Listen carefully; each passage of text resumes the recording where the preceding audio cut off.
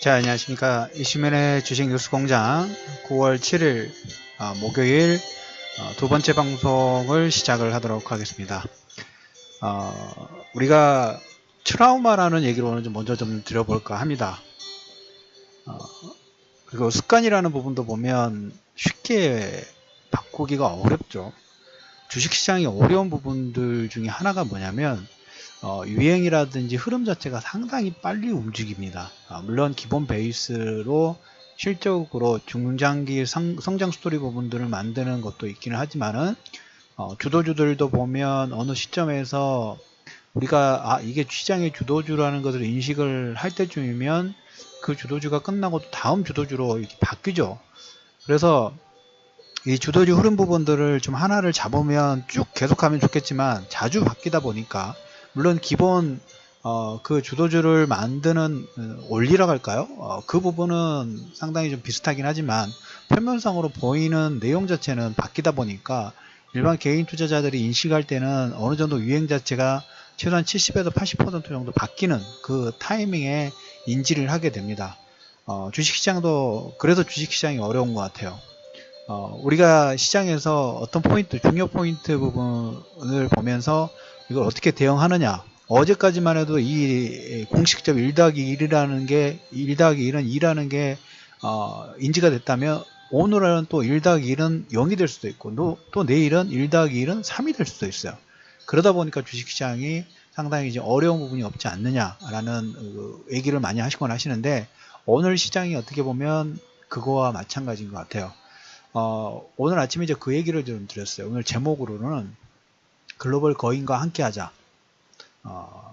그래도 반등 모멘텀 부분들, 아침 시황 부분에서 우리가 이제 9월 달에 가장 중요한 부분 중에 하나가 이제까지 트럼프 정부 같은 경우에 정책적인 부분은 하나도 딱 눈에 띌 만한 성과가 없었죠.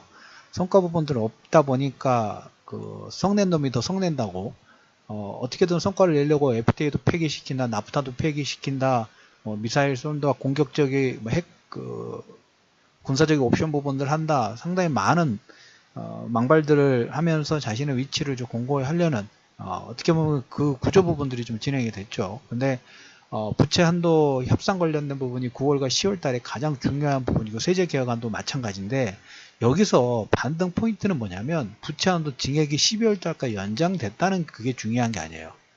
그 부분은 일단 한 3개월 정도는 시간을 벌었다는 의미는 일단 이걸로 인해서 오늘 주도주군의 성격 부분들 몇 가지가 탁 튀었어요. 그 부분은 그래서 이건 나중에 다시 한번 얘기를 드리도록 하겠고 오늘 수급적인 부분에서 보시면 외국인들 뭐 4,000계약, 5,000계약 정도 선물 매수, 현물은 크게 들어오지는 않았습니다. 현물은 그런데 말씀을 좀 드렸던 것처럼 우리나라 전체 주식의 33% 가까운 600조 이상을 이미 외국인들이 다 매집이 끝났다는 얘기를 좀 드렸죠. 그래서 그 부분을 꼭 참고를 해두시고 외국인들은 이미 현물 쪽은 상당 부분 포지션 부분들 잡아놨고 선물 가지고만 지금 변동성 부분들 이용한 매매 전략 부분들을 진행을 하고 있는데 오늘 연기금이 상당히 오랜만에 1,000억 이상 정도 현물을 좀 강하게 좀 들어오는 모습들이 좀 보이고 있어요. 그리고 이제 이번 주하고 지난주부터 기관 투자가들 총알이 조금 좀 생기다 보니까 기관의 저가 매수가 들어온다고 말씀을 좀 드렸죠. 여러분들한테 이제 7월과 8월달 박스권 장세 부분들의 가능성 부분들을 얘기를 드리면서 언제하고 비슷하게 진행될 수 있는 가능성을 한번 설명드렸냐면 리먼 사태 이루어지고 2000년도 초반에 2008년, 2009년도 이 정도의 박스권을 진행되면 뭐 그리스라든지 미국의 신용평가 등급 관련된 부분들로 해서 박스권들 상당히 급등락 부분들이 진행됐던 타이밍 부분들이 있어요. 물론 그 기간 내에는 개인 투자자들은 말씀드렸던 것처럼 박스권 상단은 몰빵, 박스권 하단은 또 몰빵 손절 이걸 한 두세 번 하다 보니까 상당 부분이 탈탈 털리고 자산이 털리는 건 어쩔 수 없다 치더라도 투자 심리까지 완벽하게 꺾여버렸던 그런 케이스들이 있습니다. 자, 오늘 지수도 보시면 오늘 종목군들 2000선 지난번 저점이죠. 2200선, 2310선 찍고 오늘 바로 2350선까지 반등 부분 나오죠. 시간을 벌었다는 얘기를 드렸어요. 이 한 줄로 민주당과 공화당이 협조 부분들 하면서 시장에서는 어떻게 인지를 하냐면, 허리케인 효과 부분들로 인해서 세제개혁안 쪽에서도 정부 지출 부분들이 진행이 돼야 되기 때문에 세제개혁안도 민주당도 공화당도 이제까지는 계속적으로 안 돼 라는 코멘트를 진행했다면, 이렇게 하기가 솔직히 이제 쉽지 않은 그 구속으로 좀 들어갔겠죠. 그래서 그거 관련된 부분에서 세제개혁안 통과 가능성이 시장에서는 부각이 좀 됐고, 그걸로 인해서 전체적으로 우리나라 지수 같은 경우 선물의 강한 매수, 그리고 어제 같은 경우 보면 은행주들도 반등이 나오고, 증권주들도 반등 자체가 가장 강하게 나오고, 전기전자, 자동차, 철강, 화학, 그 다음에 내수주들, 그 다음에 제약주, 제약 관련된 부분일까요? 그런 상승 부분들이 좀 진행되죠. 코스닥은 뭐 더 말할 나위 없고, 그래서 어제 뭐 실적 관련된 부분하고 모멘텀 관련된 종목군들은 기본적으로 반등을 하고, 이제까지 하락이 나왔던 종목까지 반등 부분들이 나오는데, 자, 우리가 이제 여기서 고민할 부분이, 자, 그렇다고 하면 여기에서 박스권 하단 부분들의 가능성, 우리가 기술적 분석 저보로도 보시면 박스권 하단이죠. 그리고 여러분들한테 이렇게 조정 부분 보일 때 매매 전략 부분에서 지금 장이 좋은 장이냐 나쁜 장이냐, 이건 나의 투자 심리가 어떻게 작용하느냐에 따라서 역발상으로 접근을 해야 된다는 코멘트를 좀 드렸던 것처럼 지금도 마찬가지예요. 오늘 한 번 상승 부분들, 물론 이제 9월 9일 내일 모레 그리고 다음 주 선물옵션 동시 만기 변동성 일으킬 수 있겠죠. 그래서 미수 몰빵이라든지 레버리지만 강하게 쓰지 않으면 장세 자체는 계속 좋은 장세에 선발대를 보내는 역할 부분, 그리고 우리가 이제 뭐 오늘 이제 20일 통화정책 회의 부분들 진행됩니다. 오늘 장 마감 후에 20일 통화정책 회의 부분들이 이제 진행되는데, 시장 컨센서스는 테이퍼링을 강하게 진행하기는 쉽지 않다라는 게 대부분의 컨센서스 부분이에요. 그리고 FOMC에도 지금 민주당하고 공화당이 허리케인 효과로 인해서 재정지출이라든지 이런 부분들을 적극적으로 부양을 하려고 하는 그런 기조 부분들을 좀 갖기 때문에, 역으로 FOMC도 금리 인상을 급하게 진행하기는 쉽지는 않겠죠. 하지만 자산 축소에 대한 가이드라인 정도만 설정을 하는 것도 나쁘지는 않을 것 같아요. 그래서 그 부분은 자산 축소 자체가 나쁜 시그널 부분들이 아니라는 얘기를 좀 드렸죠. 그래서 제가 생각하는 대로 향후에 우리가 IT 버블이 있었죠. IT 버블이 있었고, 이 IT 버블 다음으로 다음 버블은 저는 지금 한 2개에서 3개 정도로 이미 압축이 됐어요. 그리고 작년에 포스코 20만원대 초반에서 다음 시장의 주도주군이라는 코멘트를 좀 들었던 것처럼, 향후에 지금부터 대형중국이든 이렇게 그 IT 버블의 다음 이을 만한 그것도 주도주군은 제2의 그 버블을 만들지 않을까. 그래서 한 두세 개 종목군으로 지금 이미 압축이 되어 있는 상태입니다. 그래서 그 부분은 추후에 집중적으로 방송에서는 그냥 개락적으로만 설명드려야 돼요. 다 오픈하면 그것은 누설이 될 수 있으니까. 그래서 일단 그렇게 보시고, 글로벌 거인들이라는 것은 글로벌 전체적인 유동성을 말씀을 좀 드리는 거예요. 글로벌 유동성 부분에서 자금이 이제 축소되는, 우리가 막 금리 인상이라든지 뭔가 이렇게 긴급하게 물가 상승이 높아서 인플레이션 잡기위해서 이제까지 풀렸던 자금을 빠르게 회수하려는 정책 부분들이 아니라, 부채 한도 협상이라는 어떻게 보면 그 정치적 불확실성이죠. 그리고 트럼프가 이 정치적 불확실성을 더 가중시키는 그런 매개체 역할 부분들을 하는데, 이게 지금 3개월 동안 연장이 됐고, 공화당하고 민주당이 이제까지 뭐 트럼프 케어라든지 오바마 케어에서 서로 각축전을 반대를 위한 반대로 하면서 서로 으르렁거렸다면, 그렇게 할 분위기가 아니죠. 그렇게 할 분위기가 아니다 보니까 세제개혁안 쪽에서도 너무 시끄럽지 않을 가능성 자체의 종목군들이 시장의 유동성이 지금 반응하는 거라고 보시면 될 것 같아요. 그래서 특히 우리나라 선물옵션 쪽에 강하게 매수가 들어왔고, 전체적인 대형주 라인의 반등 부분들이 좀 이루어졌죠. 자, 박스권 하단의 가능성을 우리가 2300선, 설령 2300선이 깨져도 상관없다는 얘기를 드렸어요. 어제 말씀을 드렸죠. 선물옵션 파생 부분들은 매일 계속 변화가 되기 때문에 추정치로 보는 거지만, 지금 시점에서는 물론 낮긴 낮습니다. 하지만 우리가 2300이 깨지더라도 그럴 경우에 어떻게 하자 그랬어요. 지난번 저점 부분들을 깨더라도 우리가 시장을 먼저 접근하자는 코멘트를 좀 드렸죠. 그리고 이제 여기서 반등 부분들이 나오는데 개인 투자자분들은 지금 어떤 트라우마를 가지고 계시냐면 거의 7월 달부터 종합지수 같은 경우에는 지금 7월 말부터 하락 부분들이 좀 진행이 됐고 코스닥 같은 경우에도 거의 뭡니까 7월 중순부터 하락이 나왔는데 각도는 코스닥이 더 하락 각도가 더 크죠. 하락 각도가 크다고 말씀을 드렸어요. 그런데 여러분들한테 코스닥 쪽도 계속적으로 바이오라든지 헬스케어 쪽 그리고 지금 제약주들 움직임까지 심상치가 않아요. 이쪽 부분들은 어제 말씀을 드렸던 것처럼 전기전자 쪽이 기대감으로 인해서 유동성 장세의 플러스 알파로 성장 기대감으로 반등 부분이 나왔다면 이쪽 제약 바이오도 이제까지 없었던 면역 항암제 관련된 그 다음에 유전자 치료 관련된 새로운 헬스케어 관련된 부분들이 시장에서 좀 부각이 좀 되고 있습니다. 그래서 그 부분 절대 간과하시면 안 된다는 코멘트를 좀 다시 드리도록 하겠습니다. 그래서 박스권 하단 부분에 대해서는 우리가 이렇게 반등 부분이 나올 때는 매매 전략 보면 어떻게 해야 될까요? 비중을 축소하는 게 아니에요. 한 달 반 동안 우리가 변동성이 하루는 매수가 선물 매도가 나오고 하루는 선물 매수가 나오니까 롤러코스터를 매일 태우죠. 정신이 없어요.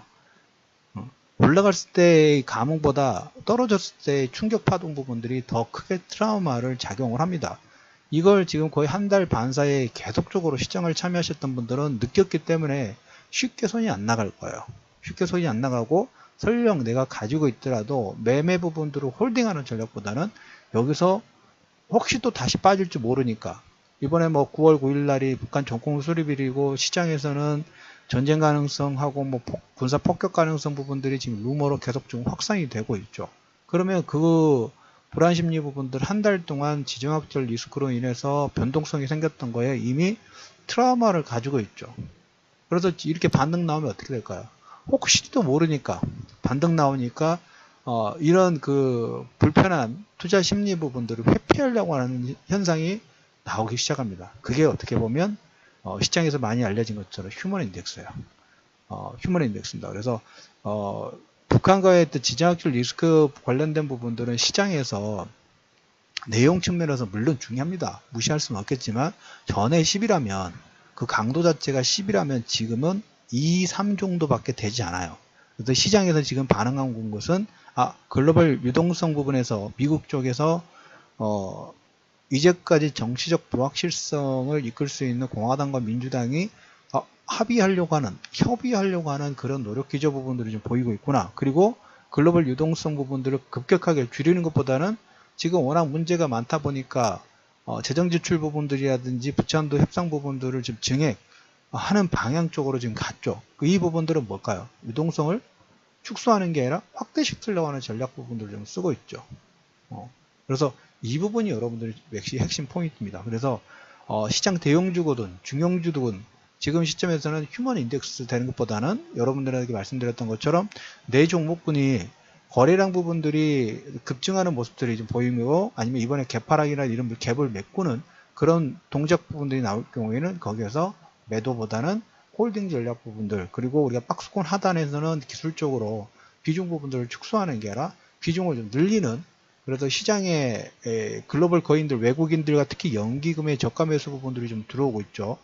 외국인들은 아침에도 여러분들 블랙록이라든지 이런 그 글로벌 자산운용사들이 우리나라 시장에 지정학적 리스크 부분들이 터졌을 때 공포를 매수하고 공포를 매수할 때 아모레 퍼시픽이라든지 항공항공호지, LIG 넥스폰 이런 종목군들을 매수를 했다고 말씀을 좀 드렸죠. 그리고 연기금도 보면 시장에서 이런 내용들이 나오니까 오늘 바로 1000억 정도는 큰 금액은 아니지만 그래도 1000억 정도 집행하는 모습들이 한 창구에서 그리고 최근에 이제 기관 투자가들도 보면 펀드 환매가 아니라 펀드 유입에 따라서 자금이 생기다 보니까 종목군을 계속 대형주든 중형주든 좀 매수하려고 하는 기조 부분들이 좀 보이고 있죠.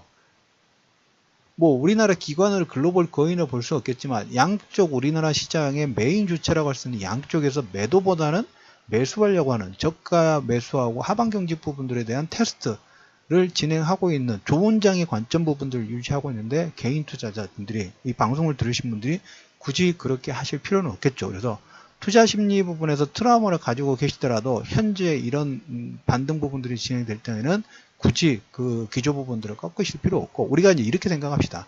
2300선 깨지더라도 2300선 깨지더라도 그 가격대에서는 시장을 좋은 장의 관점에서 나는 좀 긴 포석으로 저가 매수 부분들을 꾸준히 해 나갈 거야 라는 관점 부분들을 가지고 있으면 깨지더라도 그 부분은 너무 고민하실 필요 없겠죠. 그래서 그 기조 부분들은 유지하도록 하겠습니다. 어제 여러분들한테 방송 부분들 진행하면서 이 변동성 9월 달에 어떻게 보면 가장 중요한 이슈 부분 중에 하나였습니다. 부채 한도 증액 관련된 부분들. 왜? 이제까지 공화당하고 민주당이 워낙 그 트러블 메이커 부분들에 따라서 뭔가 보여주는 효과가 거의 없었기 때문에 과연 그렇게 진행할 수 있을까에 대해서 저도 그 많은 생각 부분들을 하게 되고 많은 뭔가 불협화한 부분들을 만들 거면 그럴 경우에는 변동성 장세 부분들이 진행될 수 있겠다라는 코멘트를 좀 드렸는데 오늘 이렇게 3개월 연장되다 보니까 저는 어떤 생각 부분들을 먼저 가졌냐면 조금 전에 말씀드렸던 것처럼 리먼 사태 있을 때 9,000원 2007년 2008년도도 반등이 나올 때 또 통상적으로 보면 박스권 그 업앤 등락이 있죠. 한 2번에서 3번 정도예요. 자, 지금 3개월 정도 시간을 벌었죠. 이게 뭐 완벽하게 해결된 건 아닙니다. 임시방크에도 밀어놨기 때문에. 그러면 이걸 이제 연장선상으로 이제 9월 윈도우 드레싱 효과하고 그 다음에 실적 장세 부분들, 유동성 관련된 부분들 따라서 박스권 상단까지 이런 파동들이 한 번씩 나올 수 있을 것 같아요. 반등 나왔다가 그 다음에 뭐 10월, 11월 정도에 이거 가지고 또 계속 뭐 옥신각신 하다 보면 또 변동성 부분들이 생기겠죠. 그리고 12월 달에 뭐 금리 인상 관련된 부분들이 나온다고 하니까 이런 내용들로 박스권 상단을 올려놨다가 박스권 하단 부분까지 이렇게 물결, 파도를 치면서 그런 움직임도 여러분 머릿속에 그려두시기 바랍니다. 그래서 외국인들, 그 다음에 전체적으로 글로벌 거인들이 왜 이렇게 반등 모멘텀 부분들을 제공하는 내용들이 어떤 의미가 있는지 이 부분 잘 여러분들 고민해 두시고 어제 말씀을 드렸던 것처럼 모멘텀이냐 실적이냐 파생이냐 줄을 잘 서야 된다고 말씀드렸죠. 휴먼 인덱스로 들어갈 건가 글로벌 거인 쪽에 함께 할 건가 이건 여러분들의 초이스입니다. 그래서 판단 부분들 너무 불안 심리 부분들에 따라서 트라우마에 역이용 당하지 않으시기를 말씀을 좀 드리면서 금일 9월 7일 이슈맨의 주식 뉴스공장 두 번째 방송 마무리하도록 하겠습니다.